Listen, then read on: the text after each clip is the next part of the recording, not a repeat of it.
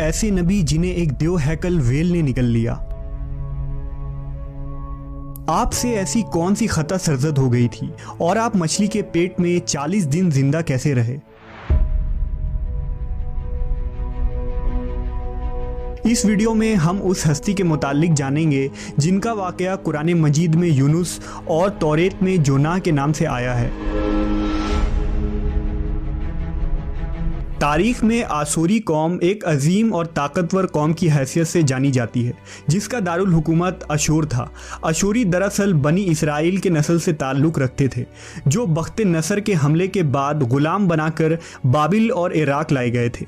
اس زمانے میں دریائے دجلہ کے کنارے نینوا نامی ایک چھوٹی سی بستی تھی۔ اشور کے کسی بادشاہ نے ایک دیوتا کے نام پر نینوا میں ایک مندر بنوایا۔ رفتہ رفتہ دوسرے بادشاہوں نے بھی مندر اور عمارتیں بنانا شروع کر دیں اور ایک دور ایسا آیا کہ یہ چھوٹا سا علاقہ سلطنت اشوریہ کے عظیم الشان دارالسلطنت میں تبدیل ہو گیا۔ نینوا شہر کے بیچوں بیچ مندر اور شاہی محل تھے جہاں سے اشوریوں کا بادشاہ پورے سلطنت پر حکومت کرتا تھا اور اونچے تخت پر بیٹھ کر بازاروں، گلیوں اور تفریح گاہوں کا نظارہ کیا کرتا تھا۔ اشور کے مغربی علاقے میں لہلہاتے کھیت تھے۔ پورا شہر درختوں اور باغات سے سرسبز و شاداب تھا۔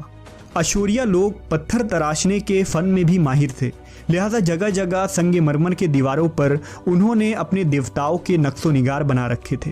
مختصر یہ کہ نینوا تہذیب و تمدن کے لحاظ سے انتہائی ترقی یافتہ شہر تھا۔ اشودر دیوتا ان کا سب سے بڑا دیوتا تھا۔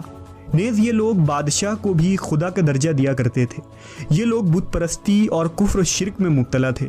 اس وقت نینوا کی آبادی 1 لاکھ سے زیادہ تھی اور یہ 700 قبل مسیح کا زمانہ تھا۔ اللہ نے اس زمانے میں اس قوم کی ہدایت کے لیے حضرت یونس علیہ السلام کو بھیجا۔ حضرت یونس کا پورا نام یونس ابن متا تھا۔ آپ حضرت ہود علیہ السلام کی اولاد میں سے تھے، جبکہ بعض مفسرین نے لکھا ہے کہ یونس علیہ السلام کا تعلق بنی اسرائیل سے تھا۔ آپ حضرت یوسف کے چھوٹے بھائی بن یامین کے بیٹے تھے۔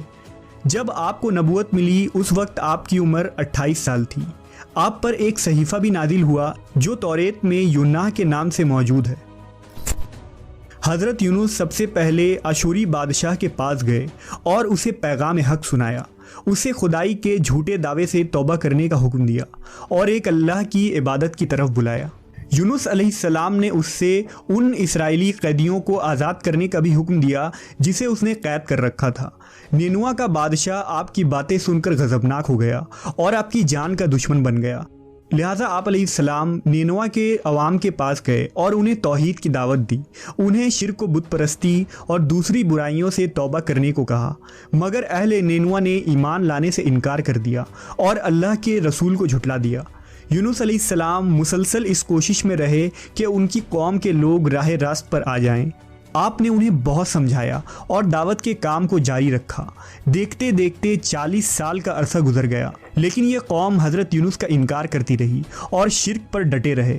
نیز حضرت یونس کو دھمکیاں بھی دی گئیں کہ اگر آپ نے اشودر دیوتا کے خلاف کچھ کہا تو وہ آپ کو قتل کر دیں گے۔ آخر کار حضرت یونس اپنے قوم سے مایوس ہو گئے۔ جب ان کی سرکشی اور نافرمانی انتہا کو پہنچ گئی تو اللہ نے حضرت یونس کو حکم دیا کہ لوگوں کو آگاہ کر دو کہ 3 دن کے اندر ان پر عذاب آنے والا ہے۔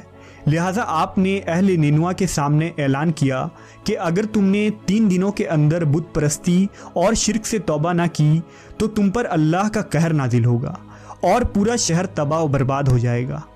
لوگوں نے آپ کا مذاق اڑایا اور جواب میں کہا، ہم تمہارے رب کی طرف سے عذاب کے منتظر رہیں گے۔ آپ کی قوم نے آپس میں مشورہ کیا تو اس بات پر سب کا اتفاق ہوا کہ یونس کو کبھی جھوٹ بولتے نہیں دیکھا گیا، لہٰذا ان کی بات نظر انداز نہیں کرنی چاہیے۔ مشورے میں یہ بھی طے ہوا کہ دیکھا جائے کہ اگر یونس علیہ السلام رات بستی کے اندر اپنے گھر میں مقیم رہتے ہیں تو سمجھ لو کہ کچھ نہیں ہوگا، اور اگر وہ یہاں سے کہیں اور چلے جاتے ہیں تو یقین کر لو کہ صبح عذاب ضرور آئے گا۔ حضرت یونس علیہ السلام رات کو اس بستی سے نکل گئے۔ صبح ہوئی تو عذاب الہی کا ایک سیاہ دھواں بادل کی شکل میں بستی والوں کے سروں پر منڈلانے لگا۔ جب وہ ان کے قریب ہونے لگا تو ان لوگوں کو یقین ہو گیا کہ اب وہ سب ہلاک ہونے والے ہیں۔ दरअसल हजरत यूनुस अलैहिस्सलाम अपनी कौम से नाराज होकर चले गए थे, मगर उन्हें वहां से निकलने का हुक्म नहीं दिया गया था। वो अजाब की इत्तला देने के बाद अल्लाह की इजाज़त के बगैर अपना इलाका छोड़ गए थे। आसार अजाब देखकर जब अशूरियों ने तौबा व इस्तिग़फ़ार की तो अल्लाह ने उन्हें माफ़ कर दिया।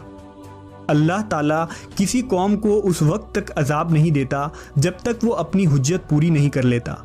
बस जब यूनुस अलैहिस्सलाम ने उस कौम में मोहलत के आखिरी लम्हे तक नसीहत का सिलसिला जारी नहीं रखा और अल्लाह के मुकर्रर करदा वक्त से पहले वो खुद ही हिजरत कर गए, तो अल्लाह के इंसाफ ने उस कौम को अजाब देना गवारा न किया और उन्हें माफ़ कर दिया गया। जब हज़रत यूनुस अलैहिस्सलाम फरात के किनारे पहुँचे तो एक कश्ती को मुसाफिरों से भरा हुआ पाया। हज़रत यूनुस कश्ती में सवार हो गए और कश्ती ने लंगर उठाया। पूरे दिन में कश्ती समुंदर में सुकून से चलती रही। अचानक ऊंची ऊंची लहरें उठने लगी।